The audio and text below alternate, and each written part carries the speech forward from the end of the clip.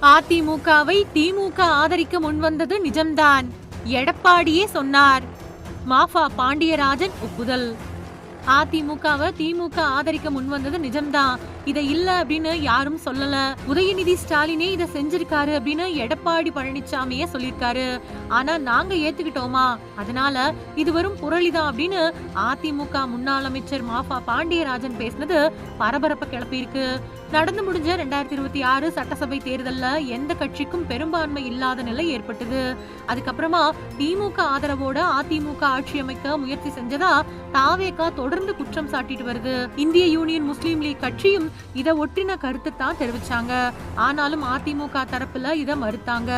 இந்த சூழல்ல தான் அதிமுக முன்னாள் அமைச்சர் மாஃபா பாண்டியராஜனே வெளிப்படையா இத பத்தி பேசியிருக்கிறது அதிமுகவினர் மத்தியில பரபரப்பை ஏற்படுத்தி இருக்கு. சென்னையில செய்தியாளர்கள் கிட்ட பேசின மாஃபா பாண்டியராஜன் என்ன சொன்னாரு அப்படின்னா, திமுக அதிமுக கூட்டணி அப்படின்னு புரளி கிளப்பப்படுது அப்படின்னு எடப்பாடி பழனிசாமி தெளிவா சொல்லிட்டாரு. எந்த நிலையிலையும் அதிமுக திமுக கூட்டணி சிந்திச்சு கூட பார்க்க முடியாதது அப்படின்னு தெளிவா சொல்லியிருக்காரு.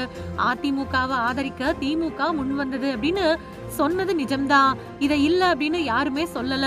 உதயநிதி ஸ்டாலினே அதை செஞ்சிருக்காரு அப்படின்னு எடப்பாடியே சொன்னாரு. அதை நாங்க ஏத்துக்கிட்டோமா, எல்லா எம்எல்ஏக்கள் இருந்த இடத்துல இதை பத்தி பேசப்பட்டிருக்கு, நாங்க இல்ல அப்படின்னு சொல்லல. ஆனா எந்த நேரத்திலையும் அவங்களோட ஆதரவை ஏற்று யாருமே போகல. அப்படி ஒரு விஷயம் முற்றிலும் புரளி. கட்சியில இருந்து வெளியே போறதுக்கு இதை பயன்படுத்திக்கிட்டாங்க. ராஜேந்திர பாலாஜி ஒரு சாதாரண விஷயம் சொன்னதை திருச்சி போட்டு அவருதான் இதுக்கு புரோக்கர் வேலை பாக்குறாரு அப்படின்னு அமைச்சர் சொன்னது தவறான பேச்சு. அதிமுக தீர்ந்த கட்சி ஆகணும் அப்படின்னு ஒரு நரேட்டிவ் செட் செய்யப்பட்டிருக்கு. விஜயோட போக்கு வன்மையா கண்டிக்கத்தக்கது. 3 வருஷங்கள்ல நாங்க ஆட்சிக்கு வருவோம், அப்போ எதிர்கட்சி தலைவர் வரிசையில அமர்ந்துகிட்டு விஜய் எங்க பேரை சொல்லுவாரு அப்படின்னு சொன்னாரு. அதுக்கு முன்னாடியே அதிமுக நிர்வாகிகள் கூட்டத்துல பேசின மாஃபா பாண்டியராஜன் சொன்னது என்ன அப்படின்னா, அதிமுக எனக்கு பின்னாலையும் 100 வருஷங்கள் இருக்கும், இந்தியாவில முதன்மை கட்சியா இருக்கும் அப்படின்னு ஜெயலலிதா சொல்லிட்டு போனாங்க. ஜெயலலிதா சொல் பொய்யாகுமா? நாம ஒரு தேர்தல்ல தவற விட்டுட்டோம், பல இடங்கள்ல தவற விட்டுட்டோம். அதிமுக அப்படிங்கிற பெயரை கூட இதுவரைக்கும் விஜய் சொல்லல. அப்புறம் பல பேர் அப்படின்னு சொல்றாங்க, தீர்ந்த சக்தி அப்படின்னு சொல்றாங்க. 47 எம்எல்ஏக்கள்ல 6 பேர் இன்னைக்கு விஜய் தூக்கிட்டாரு. குதிரை பேரம் நடத்தி தூக்கிக்கிட்டு போயிட்டாரு. அவரோட எண்ணமே இந்த கட்சிய தீர்ந்த சக்தி ஆக்கணும் அப்படிங்கிறது தான்.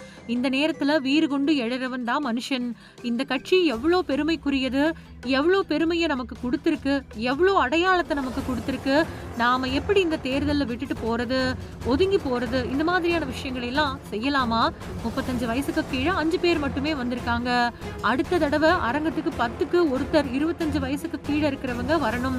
3 வருஷத்துல கண்டிப்பா தேர்தல் வந்துரும். நாம வீறு கொண்டு எழ வேண்டிய நேரம் இது. உள்ளாட்சி தேர்தல்ல தாக்கத்தை ஏற்படுத்தணும். தாவேக்கா அசைக்க முடியாத சக்தி ஆயிடுச்சு அப்படிங்கிறது பில்டப். நாமளும் ரீல்ஸ் போடுவோம். இன்னைக்கு ஐடிவிங்ல நம்பர் 1ல இருக்கிறது அதிமுக தான். எடப்பாடி தலைமையை விமர்சிச்சுட்டு போனவங்க பத்தி நாம பேச வேண்டியது கிடையாது. 14 முன்னாள் அமைச்சர்கள் போயிட்டாங்க, ஆனா 34 பேர் இங்கதான் இருக்கும். அதனால பயப்பட வேண்டியது இல்ல. காசு கொடுத்து வாக்கு வாங்கக்கூடிய கலாச்சாரம் போயிடுச்சு அப்படின்னு சொல்லியிருக்காரு.